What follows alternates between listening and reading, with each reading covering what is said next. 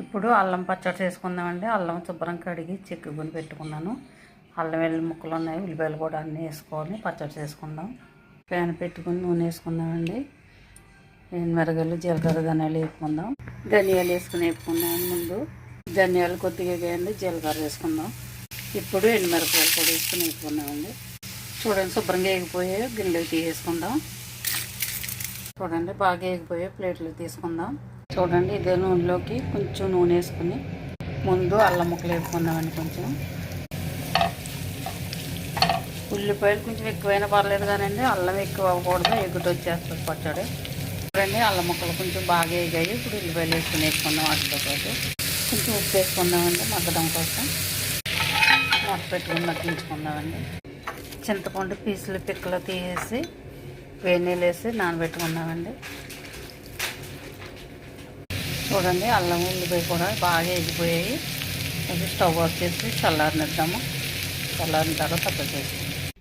ఇప్పుడు పచ్చడి చేసుకుందామండి. మిక్సీలో మిరపకాయలు వేసుకుందాం, నలగొట్టుకుందాం. కొంచెం కల్లుప్పు వేసుకుందామండి. చూడండి, నలిపొంటి వేసుకుందాం. వేడి నీళ్ళతో చింతపండు నానబెట్టుకున్నాం కదండి, నీళ్ళతో పాటు చింతపండు కూడా వేసుకుందాం. కొంచెం షుగర్ కూడా వేసుకుందామండి. అల్లం పచ్చడిలో కంపల్సరీ షుగర్ వేసుకోవాలండి. పచ్చడి రెడీ అయిపోయిందండి. తాలింపు పెట్టుకుందాం. వెల్లుల్లిపాయలు సిద్ధ కొట్టుకుందాం. కళాయిలో నూనె వేసుకుందామండి. నూనె వేడెక్కిందండి. జీలకర్ర వేసుకుందాం.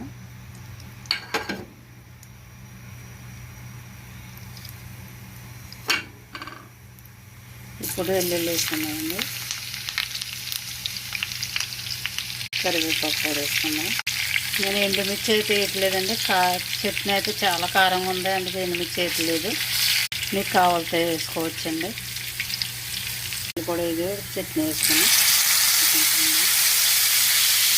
ఉప్పు ఇప్పుడే చూసుకుని అడ్జస్ట్ చేసుకోండి. నాకైతే చెప్పడి కొంచెం ఉప్పు వేసుకుంటున్నాను. చూడండి, ఈ పచ్చడి చాలా టేస్టీగా ఉంటుంది.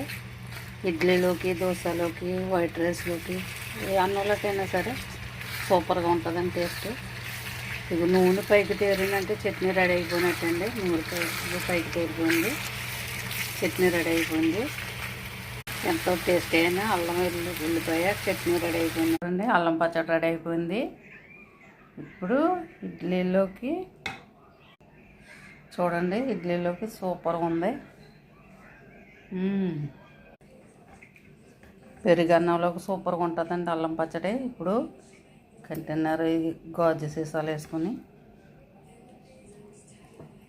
పెట్టుకుందామండి, పాడవకుండా ఉంటుంది.